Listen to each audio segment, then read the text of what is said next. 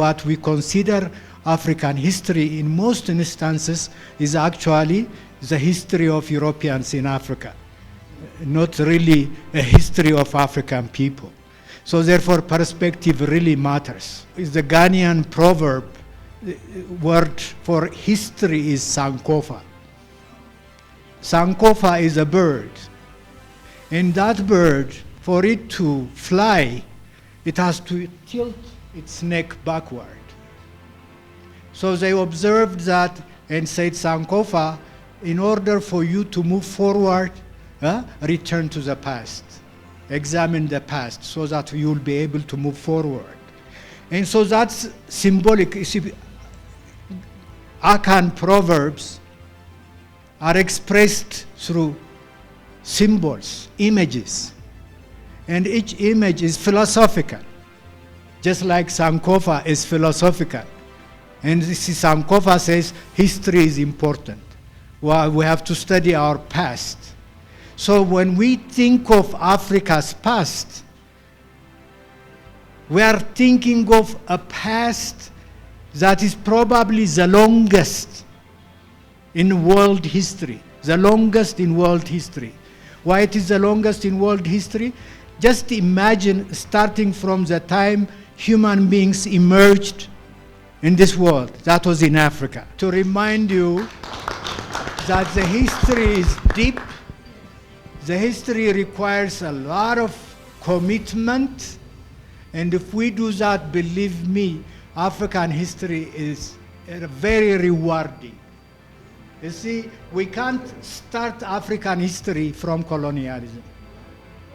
You know, prior to colonialism, there were empires in Africa. These were great empires.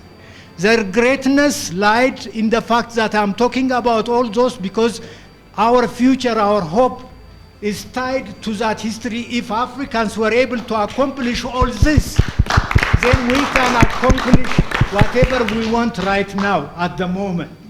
So therefore, when you think of the Western Sudanic empires, their ability to build great empires is based on the fact that they were the controllers of the trade.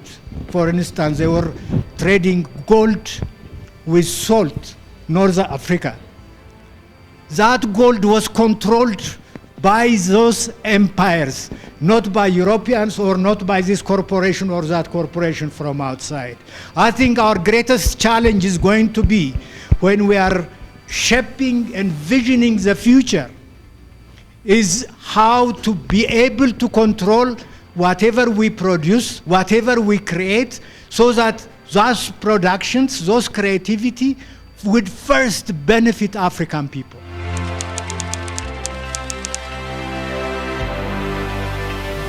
By the way, I don't use the word sub-Saharan Africa.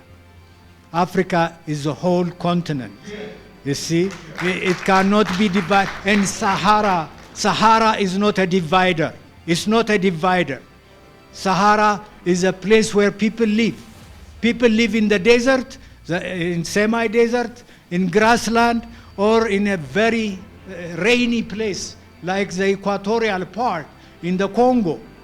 Okay, therefore, the sub-Saharan is a colonial strategy to separate North Africa from the rest of the African world. So therefore, sub-Sahara, please don't use that word.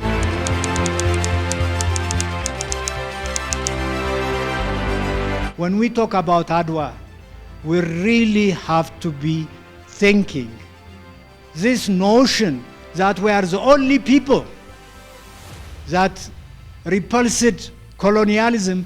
It is true, but that shouldn't give us this attitude in which that other Africans haven't resisted, haven't fought colonialism. They did actually longer.